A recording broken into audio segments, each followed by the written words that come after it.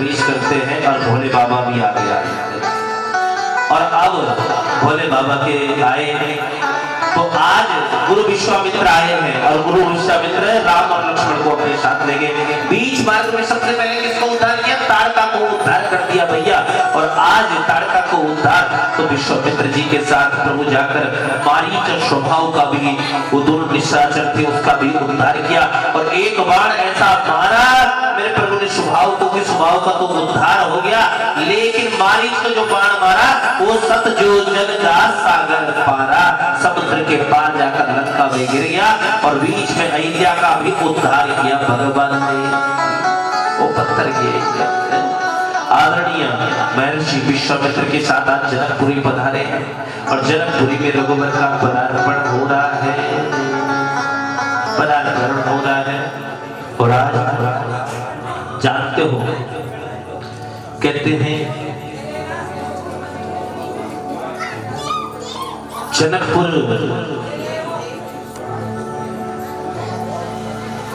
में राजा जनक के यहाँ एक धनुष है जो क्या दधीचि मुनि की हड्डियों से बना हुआ है। शिव का धनुष किसकी हड्डियों से बना?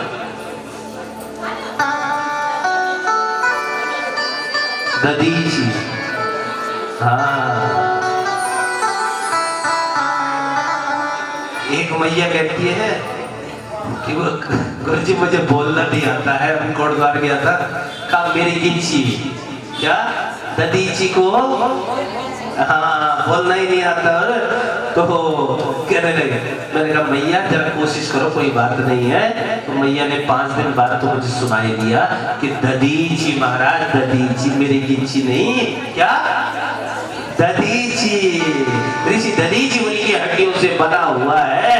और आज पहुंच गए भैया जनकपुर में, कौन? राम जी भी पहुंच गए। और ये सबने कोशिश की लेकिन सबकी कोशिश विफल हो गई। मेरे रघुवर ने क्या किया? गुरु के आदेश में बड़ी विनम्रता के साथ पहले धनुष को क्या किया? प्रणाम किया भैया। और जितनी देर में पलक झपकती उतनी देर में रघुवर ने क्या? धनुष के 2 टुकड़े कर दिए। बोलो राजा रामचंद्र सरकार की। महाराज जनक के नेत्र सजल हो उठे कि मेरे जीवन का परम सौभाग्य सीता का स्वयंवर आज हुआ। मेरी औरस पुत्री क्या?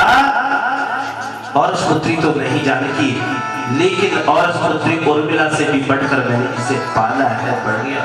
मेरी धर्म पुत्री है जानकी, और धर्म पुत्री के लिए आज मुझे क्या परम सुंदर वर मिल गया। खुशी में जनक महाराज के नेत्र अश्रु प्रवाह कर चले और बारंबार मां भगवती जानकी जगत पिता रघुवर को माल्यार्पण करने आ रही है। और यहाँ पर बड़ा सुंदर सुंदर शब्दों ने अपने वचन भी लिखे। ध्यान देना, जयमाला आप लोगों की भी हुई जयमाला? बहुत पहले तो नहीं होती थी ना जयमाला, पर आप लोगों की हुई है? किस किस की हुई है? अच्छा, सबकी हुई है। तो उस समय चले तो चलो वहीं चलते हैं जयमाला के समय। तो आपने देखा होगा हास्य विनोद कैसा होता है, ठीक है? तो उसी भाव में पहुंच जाओ। बारंबार मां भगवती मां जानकी जगत पिता प्रभु श्री राम को माल्यार्पण करने आ रही है। और लाभ मेरे राम क्या है, थोड़ा लंबे चौड़े हैं, ठाडे से हैं, कम से कम 6 फुट के, और तरुण मुकुट भी पहने होंगे 1.5 फुट लंबो। कुमाऊं की शादी में देखा होगा आपने, दूल्हा दुल्हन का हाँ इतना लंबा मुकुट है ना।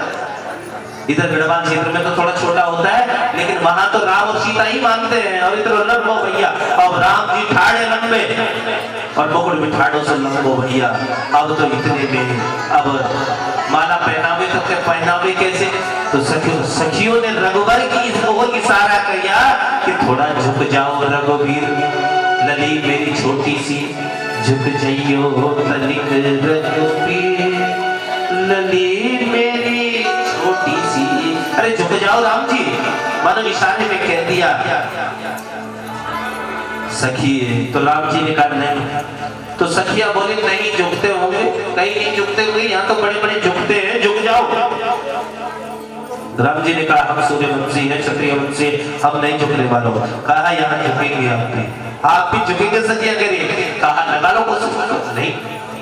तुरंत सैनिकों को आदेश किया शक्तियों ने कि जाओ राजा जनक से कहो कि अपने राम से झुकने को कहा। अब तो सैनिक जैसे ही सेनापति राम जी के जनक के पास पहुंचा, कहा कि ऐसे ऐसी बात है।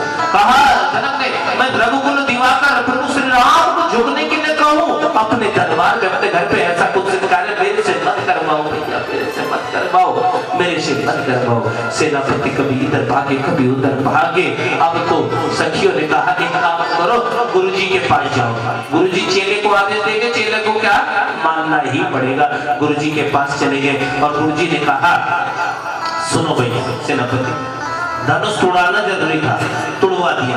अब ये शादी विवाह का मामला तुम गृहस्थी तुम लोग जानो, ये शादी विवाह के चक्कर में हम नहीं पड़े भैया, या चक्कर बड़ो गन चक्कर में डाल दे भैया।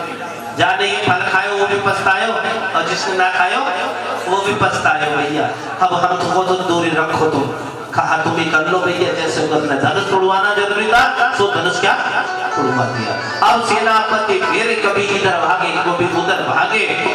इतने में एक सखी उठी बीच में से, देखा मां जानकी की तरफ कि काफी देर से जानकी थोड़ा छोटी भी है और हाथ में माला लिए, और वैसे भी 1.5-2 किलो अगर आपने हाथ में लिया तो थक जाता ना कितनी देर। और आज वैसे ही पारंपा भगवती मां जानकी के हाथों में, और मां जानकी थक गई। इतने में एक सखी ने देखा और जैसे लक्ष्मण जी को देखा, और लक्ष्मण को कहती है, तुम्हें शर्म नहीं आती? क्या हुआ कि तुम्हारी भाभी इतने देर से खड़ी है, बिल्कुल भी शर्म पे बेच खाई? क्या हुआ? तुम्हें समझ नहीं आ रहा? कहो अपने भाई से झुकने के लिए। कहा मैं प्रभु श्री राम से, अरे ऐसा पाप कर्म नहीं मैं करते। कहा आज तो विजय वाला हाथ में रहेगी, क्या पकड़ी, कुछ करो भाई, करो। कहा झुकने को ऐसा नहीं कर। कहा लक्ष्मण अब तुम्हें ही करना पड़ेगा कुछ। अब लक्ष्मण ने जब देखा तो मां जानकी की तरफ कि वास्तविक रूपेण मां जानकी को देखा तो जानकी जी कुछ की हारी सी लग रही है, और राम जी तन के खड़े हैं भैया, ठाड़े से खड़े हैं। इतने में जानकी जी ने को जब देखा तो लक्ष्मण ने आओ देखा न आओ, और तुरंत राम के चरणों में गिर पड़े। और जैसे ही राम के चरणों में गिरे, राम खाने को हुए। इतने में तो जानकी ने जय माला डाल दी। बोली श्याम रामचंद्र भगवान की। और आज इतना हर्ष मंद्रा है, आइए उसी आनंद उत्सव में हम भी चलते हैं, राम जी के उत्सव में। एक बार प्रेम से कहें, बोल राजा रामचंद्र भगवान की। राम जी की निकली सवारी, राम जी की लीला है न्यारी। और हम भी चलते हैं इस प्यारी सी छवि में। अब तो पूरी आनंद बरसा रहे, और इतना आनंद बरसाया कि अब दशरथ जी बारात लेकर आ रहे हैं अयोध्या से।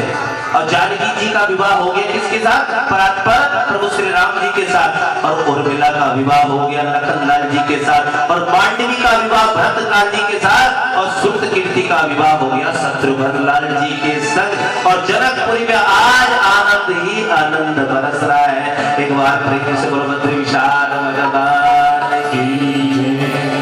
राम जी की निकली सवारी, आइए राम जी की लीला, राम जी की निकली सवारी, राम जी की लीला सवारी